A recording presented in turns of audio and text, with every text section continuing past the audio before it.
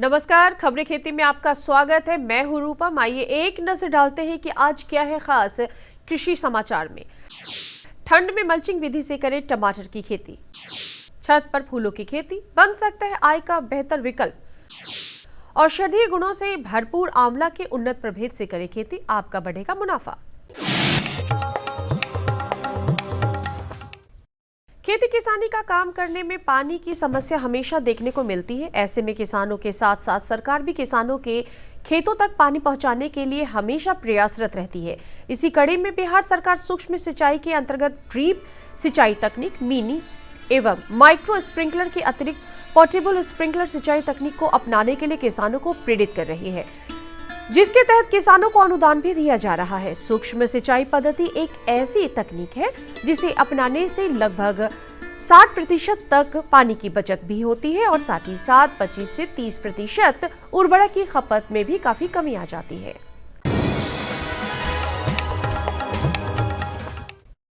किसान भाइयों, ठंड के मौसम में अगर मल्चिंग विधि से टमाटर की खेती की जाए तो खरपतवार एवं कीट व्याधियों से फसलों की सुरक्षा तो होती ही है और साथ ही उत्पादन भी 3 गुना से 4 गुना अधिक बढ़ जाती है। प्लास्टिक मल्चिंग सब्जी या बागवानी फसल उत्पादन की एक ऐसी विधि है जिसमें बार बार सिंचाई की जरूरत नहीं होती और अनचाहे खरपतवार एवं कीट व्याधि से भी फसल की हिफाजत हो जाती है। मल्चिंग तकनीक में खेत में लगे पौधों को चारों तरफ से बेहद पतली प्लास्टिक कवर द्वारा सही तरीके से ढक दिया जाता है, जिससे मिट्टी की नमी बरकरार रहती है। अगर ठंड के मौसम में किसान भाई मल्चिंग तकनीक से टमाटर की खेती करते हैं तो उत्पादन में 3 से 4 गुना की वृद्धि हो सकती है। दरअसल ठंड के मौसम में मल्चिंग मिट्टी को ठंडक से बचाता है, जिससे मिट्टी का तापमान अधिक समय तक गर्म रहता है, खासकर रात के वक्त जब तापमान काफ़ी नीचे चला जाता है। एक समय था जब लोग अपने घर के छत पर पौधों एवं फूलों की खेती शौकिया तौर पर किया करते थे, लेकिन जैसे जैसे समय बदला वैसे वैसे लोगों की सोच भी बदलती है और अब वैज्ञानिक तकनीक से लोग अपने घर के छतों पर गमले में औषधीय गुणों एवं फूलों की खेती कर अच्छा मुनाफा कमा रहे हैं। जलवायु परिवर्तन के इस युग में खासकर कृषि एवं पर्यावरण के क्षेत्र में सर्वाधिक नुकसान हो रहा है। इस नुकसान से बचने एवं बेरोजगार नवयुवकों को रोजगार मुहैया कराने की दिशा में छत पर फूलों और औषधीय पौधों की खेती एक नई संभावनाओं से भरा क्षेत्र है। प्राकृतिक संसाधन खासकर भूमि एवं जल की उपलब्धता सीमित है। ऐसे में अपने घर की छत पर गमले में विभिन्न प्रकार के फूलों की खेती कर आमदनी का एक बेहतर विकल्प बना सकते हैं। गेंदा फूल, मोगरा, सदाबहार, जेरेनियम एवं अन्य व्यावसायिक फूलों को आप अपने घर की छत पर गमले में आसानी से उगा सकते हैं। इन फूलों के बाजार भाव भी काफ़ी अच्छे मिलते हैं। भारत के साथ साथ अंतर्राष्ट्रीय बाजार में हर्बल उत्पादों की मांग काफी बढ़ गई है। देश विदेश में लोग अपनी सेहत को रोगमुक्त बनाने के लिए हर्बल उत्पाद और जड़ी बूटियों का सेवन कर रहे हैं। आयुर्वेद में भी इसके कई चमत्कारी फायदे गिनाए जाते हैं। इसलिए जरूरी है कि औषधीय फसलों की खेती उत्पादन को बढ़ावा दिया जाए। आंवला पोषक तत्वों से भरपूर माना जाता है। आंवला में विटामिन की भरपूर मात्रा पाई जाती है। इसके अलावा फाइबर, एंटीऑक्सीडेंट एवं आयरन भी पाया जाता है। आंवला की सबसे उन्नत किस्में में चकिया, फ्रांसिस, कृष्ण, कंचन नरेंद्र और गंगा बनारसी शामिल किए गए हैं। किसान भाई नर्सरी तैयार करने के लिए आंवला के इन किस्मों का इस्तेमाल करें, जिससे कीड़े और बीमारियों की संभावना काफी कम हो जाती है और पेड़ की अच्छी बढ़वार भी हो जाती है।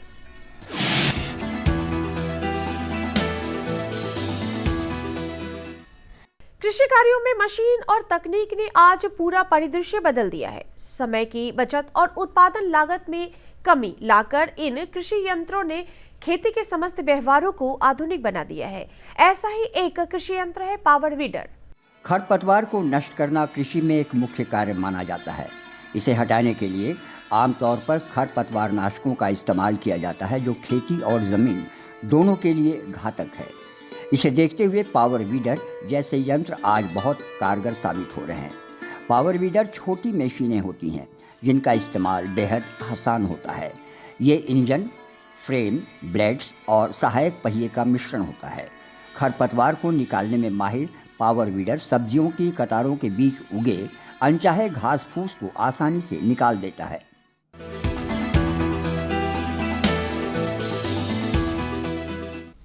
आज के इस दौर में सफल किसान वही है जो खेती में विविधता भी लाते हैं और समय और बाजार की मांग के अनुरूप खेती कर आय के एक से ज्यादा साधन ढूंढ निकालते हैं। अलग पटेल वैशाली जिले के एक ऐसे ही सफल किसान हैं जिन्होंने अपनी 1 एकड़ जमीन में सरसों के अलावा आलू और गोभी की खेती की है। अलग समय समय पर कृषि वैज्ञानिकों को कई सलाह भी लेते हैं जिससे इन्हें खेती की नई तकनीक विकसित करने में मदद मिलती है।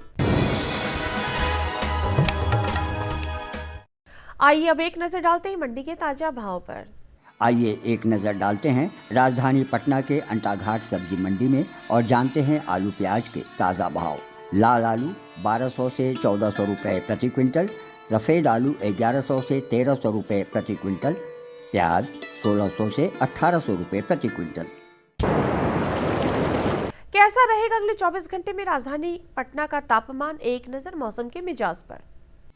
मौसम साफ रहेगा, दिन में अच्छी धूप निकलेगी लेकिन कनकनी भी काफ़ी रहेगी।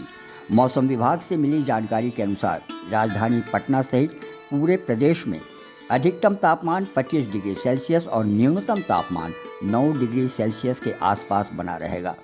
धूप निकलने से दिन में कुछ राहत तो मिलेगी लेकिन 10 किलोमीटर प्रति घंटे की रफ्तार से बहने वाली हवा से कनकनी भी महसूस होगी। इस मौसम में किसान भाइयों को सलाह दी जाती है वे भिंडी, लौकी, करेला आदि ग्रीष्मकालीन सब्जियों के लिए खेत तैयार करना शुरू कर दें। सब्जियों के स्वस्थ उत्पादन के लिए ज़मीन तैयार करने के दौरान 15 से 20 टन प्रति एकड़ की दर से वर्मी कंपोस्ट खेत में डाल दें। नमस्कार किसान भाइयों, अभी आप देख रहे थे कृषि समाचार जिसके माध्यम से आपने खेती बाड़ी की तमाम नई जानकारियां हासिल की, साथ ही साथ मंडी भाव और मौसम के विषय में भी जाना। इसी के साथ यहाँ पे वक्त हो चला है एक छोटे से विराम का, लेकिन विराम के बाद अभी कार्यक्रम में बहुत कुछ है खास, इसलिए आप बने रहें हमारे साथ।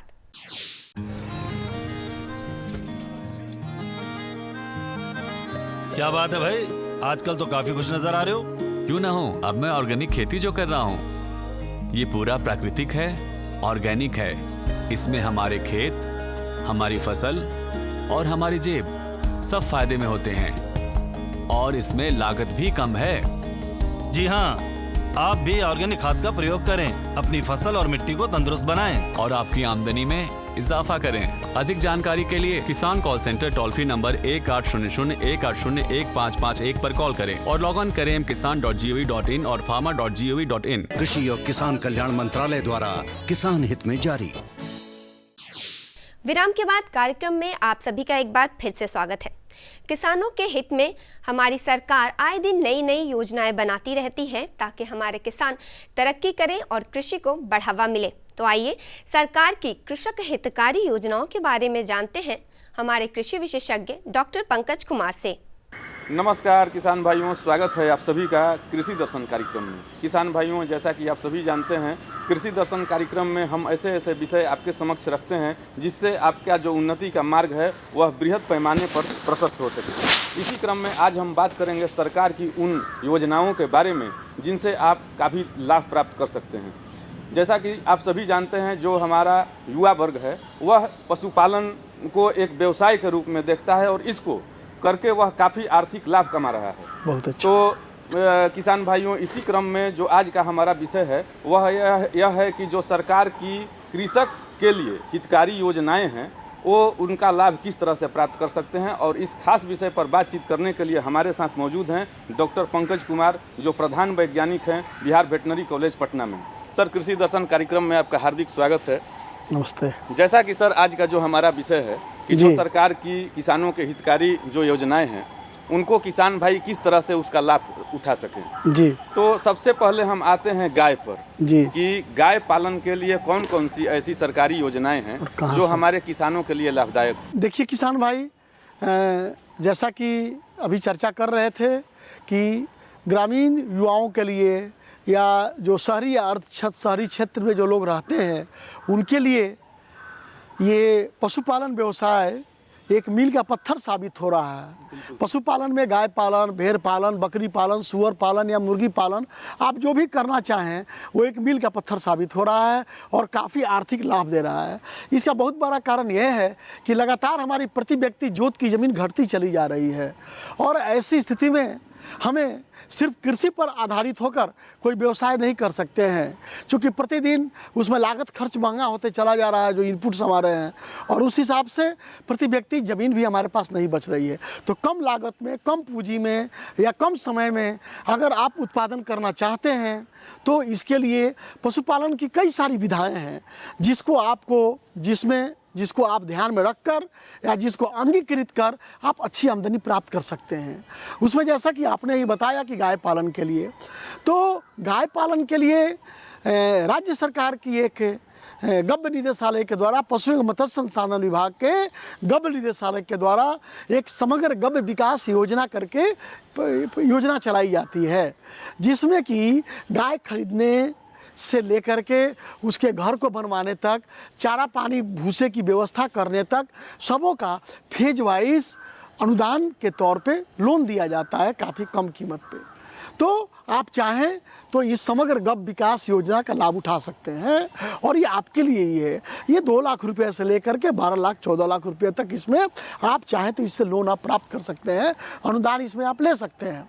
इसके लिए, इसके विस्तृत जानकारी के लिए आप अपने जिला के, चाहे आप जिस जिला से भी आते हैं, वहाँ पर जिला गब्य विकास अधिकारी, डिस्ट्रिक्ट डेयरी डेवलपमेंट ऑफिसर होते हैं प्रत्येक ज़िले में, जहाँ पर जिला पशुपालन पदाधिकारी का कार्यालय है या जिला कृषि कार्यालय है, वहाँ पर जाकर अगर आप संपर्क करके पता पूछेंगे तो वो लोग बता देंगे। तो आप अपने जिला के जिला गब्य विकास अधिकारी से संपर्क स्थापित करें। सबसे पहले आपका वो दक्षता वर्धन करेंगे, अर्थात कम से कम 5 दिनों का गौ पालन पे प्रशिक्षण दिलवाया जाएगा आपको किसी उन बेहतर संस्थान से, सरकारी संस्थान से।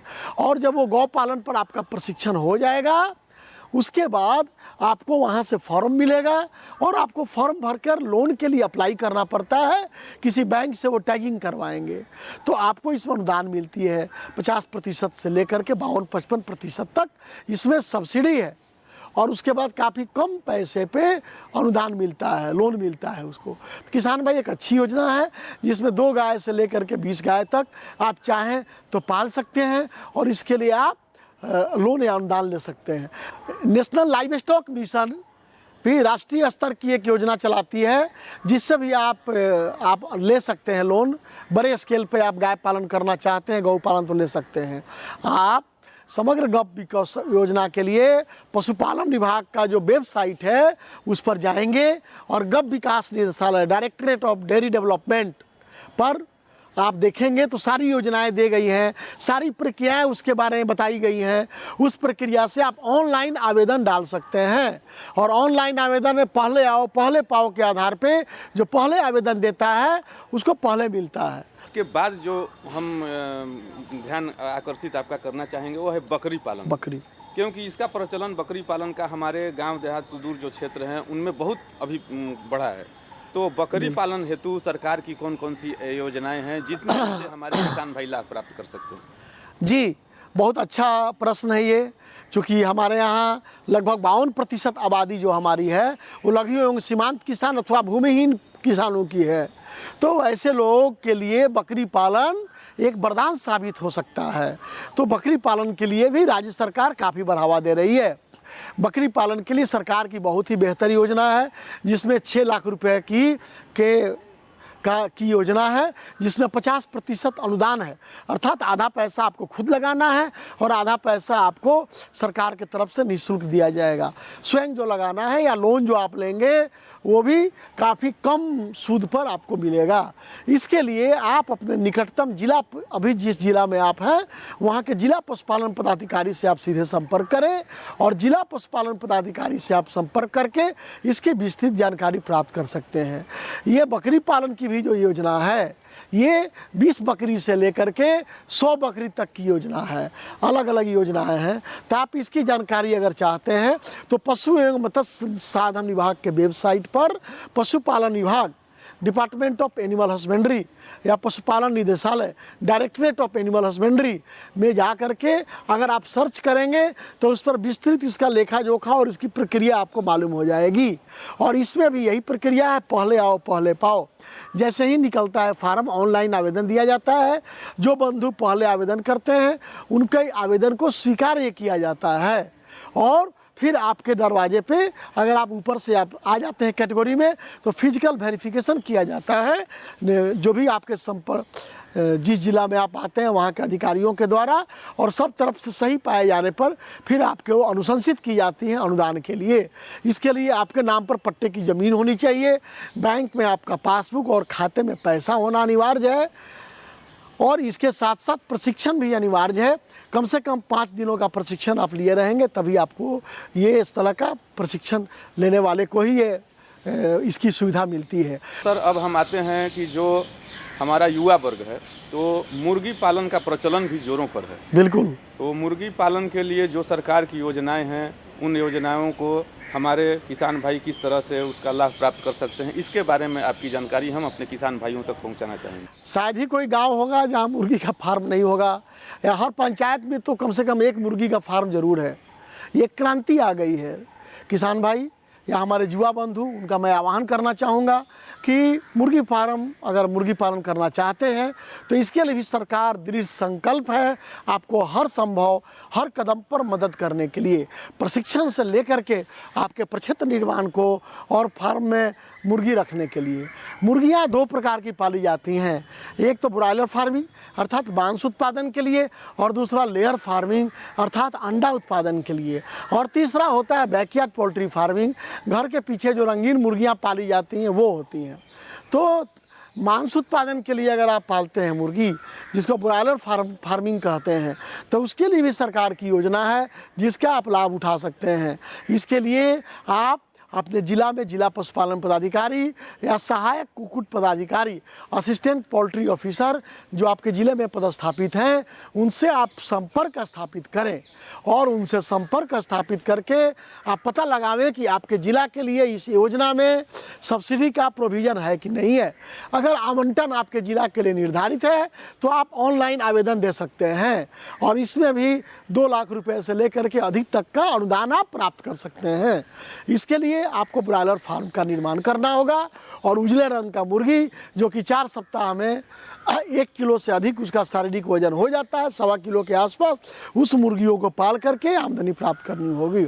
निश्चित तौर पर ये एक ऐसा सौदा है जिसके लिए बाजार की बहुत ज़्यादा आपको आवश्यकता नहीं पड़ेगी। इसका बाजार हर जगह आपको मिल जाएगा। तो आप ब्रॉयलर फार्मिंग के लिए आप अपने सहायक कुक्कुट पदाधिकारी से संपर्क के जैसे ही निकलता है ऑनलाइन आवेदन की प्रक्रिया के द्वारा आप पहले से अपने कागज पत्तर प्रशिक्षण के कागज को दुरुस्त रखें और अप्लाई कर दें। आपको पहले आओ पहले पाओ के आधार पे आपके आवेदन को कंसीडर किया जाएगा। आप जितना जल्दी अप्लाई कर देंगे उतना जल्दी उतना पहले आपका ज़्यादा आपका ये पॉसिबिलिटी होगा आपको लोन मिलने का, क्योंकि फर्स्ट कम फर्स्ट सर्व, पहले आओ पहले पाओ की बेसिस पर मिलता है।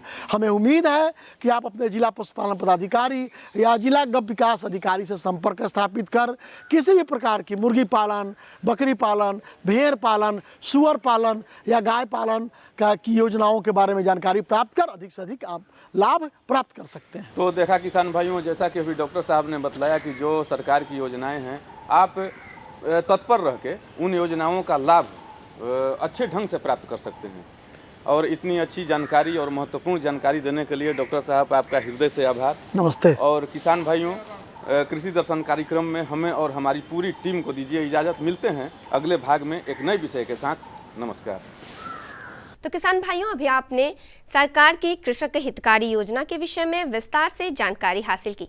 इसी के साथ बढ़ेंगे कार्यक्रम के अगले भाग में।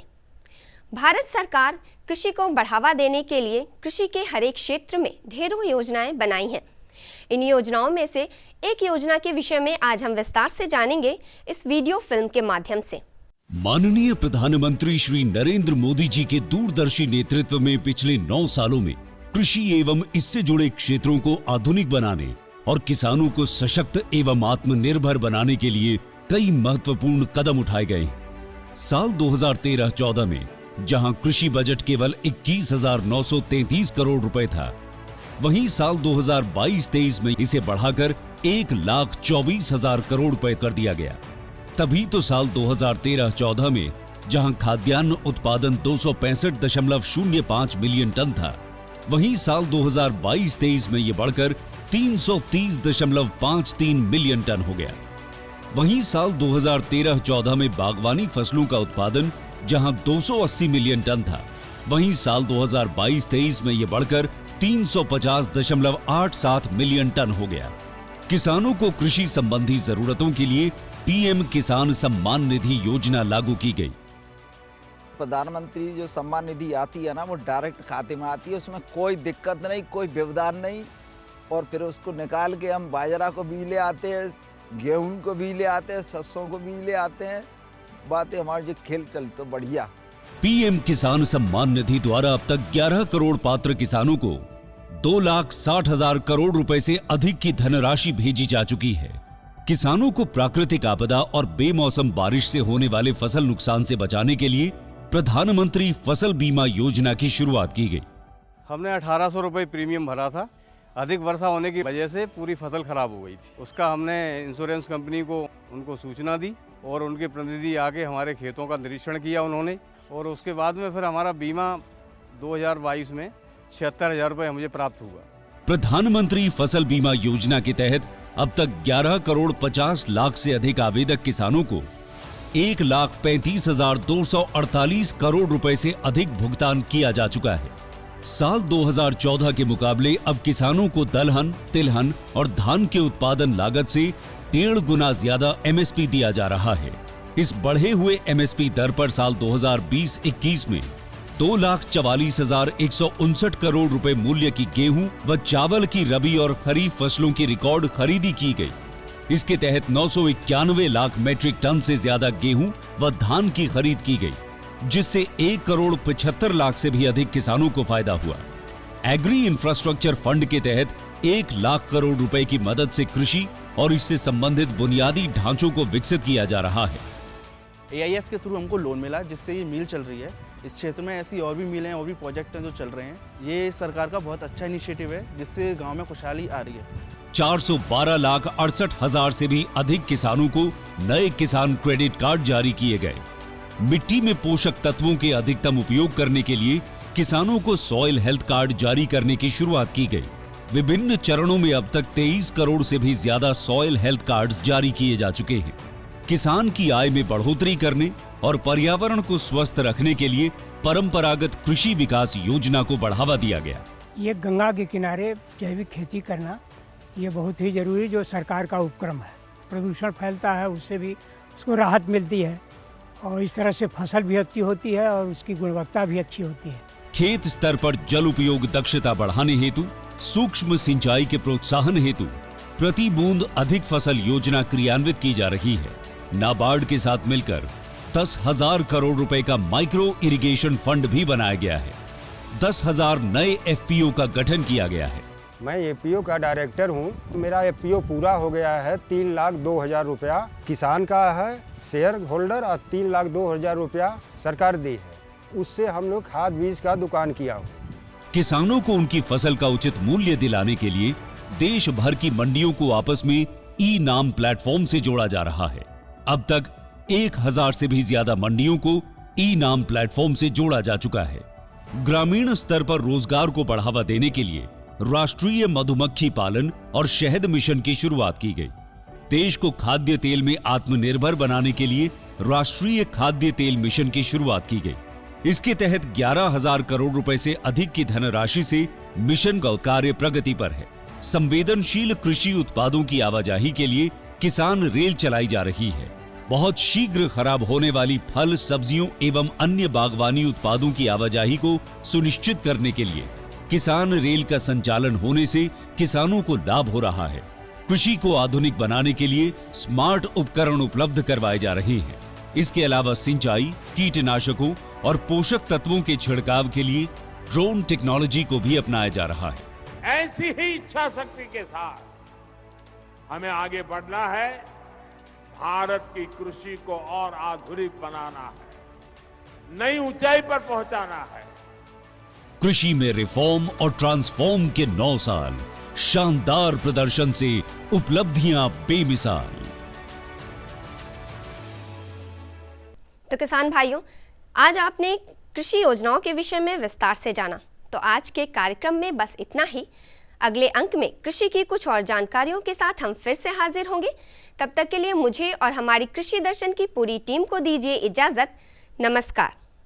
हमारा पता है कृषि दर्शन, कमरा नंबर 203, द्वारा केंद्र निदेशक, दूरदर्शन केंद्र पटना, फ्रेजर रोड, पटना। हमारा ईमेल एड्रेस है director@ddkpatna@gmail.com और kddkpatna@gmail.com।